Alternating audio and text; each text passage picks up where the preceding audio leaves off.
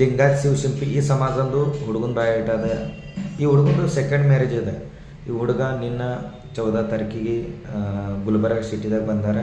ಹುಡುಗಂದು duty Bengaluru ಸಿಟಿದಾಗ ಅದ.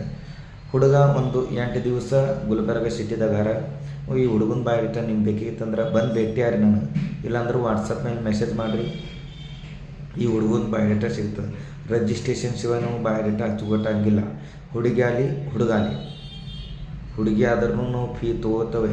ಹುಡುಗಿ ಇದ್ರೆ ನೀವು ನಿಮ್ಮದೇನು ಪುಕ್ಕಟ್ಟು ಮಾಡೋಂಗಿಲ್ಲ ಫೀ, ಯಾಕಂದ್ರೆ ನಿಮ್ಮದೇ ಜಾಸ್ತಿ ಡಿಮಾಂಡ್ ಇರ್ತದೆ ಹುಡುಗರ ಅಪೇಕ್ಷೆ.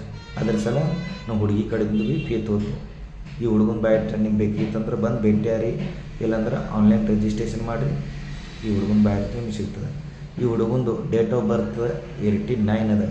ಸೆಕೆಂಡ್ ಮ್ಯಾರೇಜ್ ಅಂದ್ರೆ ಮಕ್ಕಳಿಲ್ಲ, ಡಾಕ್ಯುಮೆಂಟ್ಸ್ ಕ್ಲಿಯರ್ ಅವ, ಡಿವೋರ್ಸ್ದು. ಹುಡುಗಂದು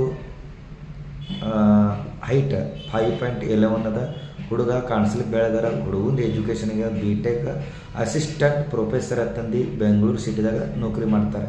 ಮಂತ್ಲಿ ಪೇಮೆಂಟ್ 90,000, 1 ಲಕ್ಷ ಸಮೀಪ ಅದ. ಹುಡುಗಂದು ಅಪ್ಪವರು ಗೌರ್ಮೆಂಟ್ ಪ್ರೊಫೆಸರ್ ಇದ್ದರು, ರಿಟೈರ್ಡ್ ಆಗ್ಯಾರ, ಪೆನ್ಷನ್ ಅದ.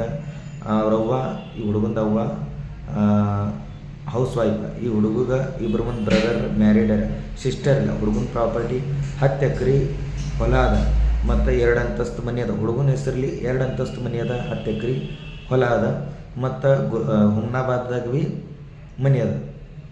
ಅಪೇಕ್ಷೆ ಹೇಳ್ತಾ ಹುಡುಗಿ ಲಿಂಗಾಯತ್ ಸಮಾಜ ಅಂತ ಯಾವ್ದು ಭೀ ಸಬ್ ಕಾಸ್ಟ್ ಇರಲಿ ನಡೀತದೆ. ಹುಡುಗಿ ನೌಕರಿ ಮಾಡೋಕ್ಕೆ ಇರಬೇಕು.